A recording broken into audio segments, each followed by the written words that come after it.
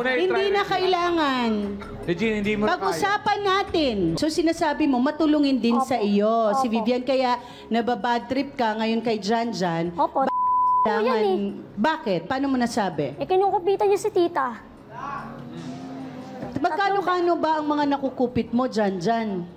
Ang panload lang po, mga kontak ko lang Tatlong po. beses ko na po nakita yan. Bakit hindi mo sinumbong? Sinumbong ko po siya kay tita.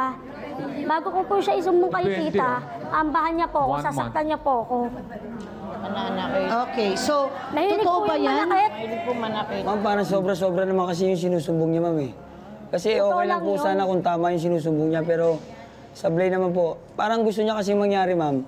Gusto niya mangyari na yung pwesto na, yung pagkakatiwala sa akin ng tiyahin ko, sa kanya mapunta. Parang gusto niya umalis. Kaya ako sumbong siya. So sinasabi mo, sip-sip ako. Okay, so galing sa'yo yun, Regine, ha? Di ka nakapag-intay na sabihin ni Janjan yon. Pero, eto ha, so parang merong magpinsan rivalry. Totoo ba na nililibre mo rin yung mga kaibigan mo pag wala si auntie mo? Ma'am, candy lang po yun, ma'am. Candy. Candy. Sabihin mo na, pati Yossi. Kaya pala wala namang... Ayan, naubos yung Yossi. Kaya pala wala nang paninda si tita. Yung Yossi ang mabili, yun ang inaano niya. Sa tingin mo, Regine, bakit naaabuso ang kaibigan ang kabaitan ni Auntie Vivian? Kasi po matulungin po si tita. Nung nahuli ko siya noon, at nung kinumpronta ko siya, sabi ko sa kanya, bakit ka nagkukupit kay tita?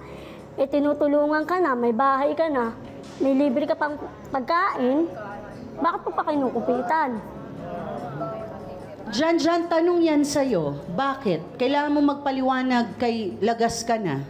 Ma'am, sa akin po, yung kupit na sinasabi lang, panload lang po para makatawag sa pamilya ko, ma'am eh.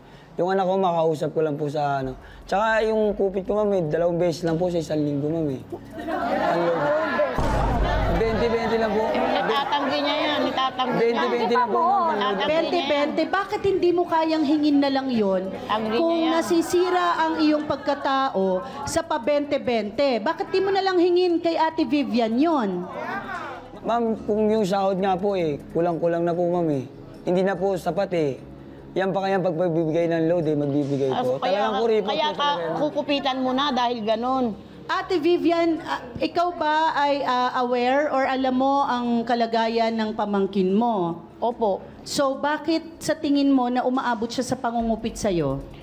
Aminado naman po ako dun, ma'am, na minsan hindi ko rin na ibibigay yung pera, yung ano ko sa kanya, na ibibigay ko na 200. Eh, kaya siguro humantong po sa pangungupit niya.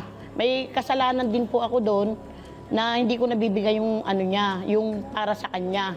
Okay, ang kasalanan mo ay ang hindi tumupad sa usapan ninyo. Opo. Kasi nagtatrabaho ba siya ng maayos? Opo, nagtatrabaho na po siya ng maayos. Pero ang mali ay ang pangungupit. Walang kailanman ay pwedeng maging tama. Yan, dyan.